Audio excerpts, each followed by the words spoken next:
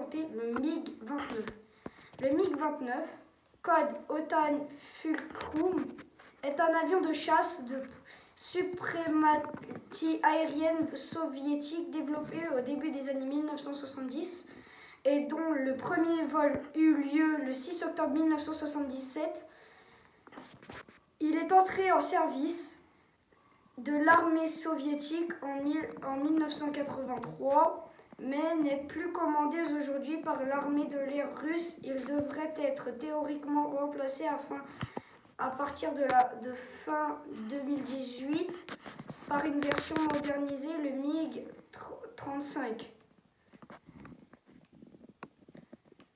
Fulcrum 5. Il est toutefois encore utilisé et commandé par de nombreux autres pays. Plus de 1100 exemplaires ont jusqu'à présent été construits.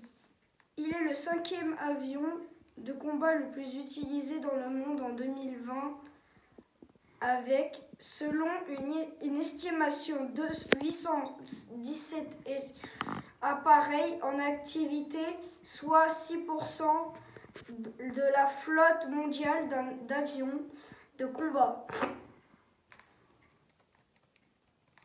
Maintenant, je vais vous parler de sa conception. En 1970, à la fin de la guerre du Vietnam, l'US Air Force lance les programmes F-15 et F-16, alors que dans le même temps, les avions soviétiques MiG-21, Sukhoi Su-15 et Sukhoi Su-17 sont en fin de service. L'URSS décide donc de lancer le programme du Su-27 pour contrer le F-15 et le F-14. Cependant, le prix de ces appareils étant trop élevé pour qu'ils puissent servir en grand nombre. Le programme MiG-29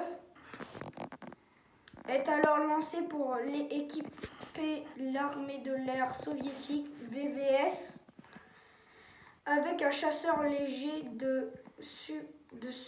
lancé pour équiper l'armée de l'air soviétique VVS avec un chasseur léger de supériorité aérienne de la nouvelle génération, mais plus rustique, conçu par Ivan Mikoyan. Le premier prototype désigné 9.05 effectue son premier vol le 6 octobre 1977. Il est suivi d'une vingtaine d'appareils de pré-série avant que ne débute son assemblage. Les premiers appareils qui quittent les chaînes de montagne en 1982. Les États-Unis apprirent l'existence de cet appareil grâce à l'un de leurs satellites espions qui passait au-dessus du centre d'essai soviétique Ramenskoye dans les faubourgs de Moscou.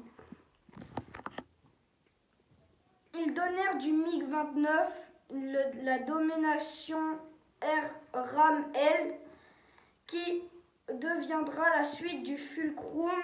Ce n'est qu'en juillet 1986 que l'Occident a pu apercevoir de plus près cet appareil au cours d'une visite faite par une escadrille de MiG-29 soviétique en Finlande. C'est à ce moment que l'USAF connut véritablement le MiG-29 et puis la différence.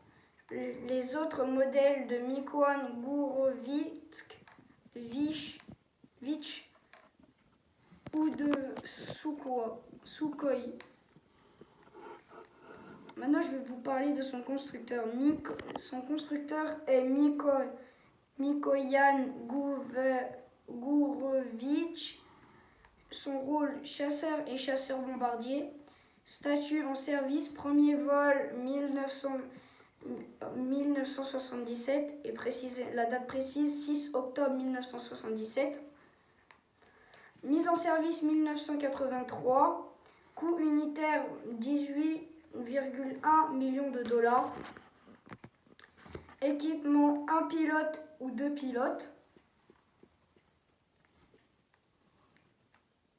Sa motorisation, son moteur Klimov RD33, nombre 2, type turboréacteur à double flux avec post-combustion.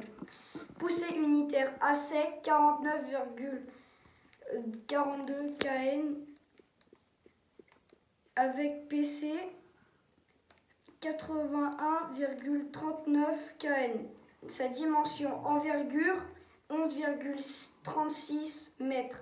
Longueur 17,32 mètres, hauteur 4,7 mètres, surface à l'air 38 mètres carrés. Surface à l'air, je vous ai jamais expliqué. En fait, cette surface-là, c'est une surface qui est sur les ailes. Donc, la surface de ces ailes est de 38 mètres carrés. Maintenant, je vais vous parler de sa masse. À vide 10 900 kg, carburant 3500 kg,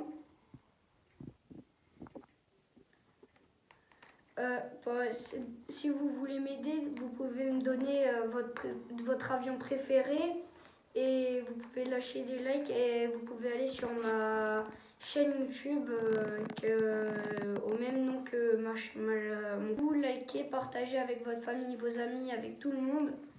Et je vous remercie d'avoir regardé la vidéo. Au revoir.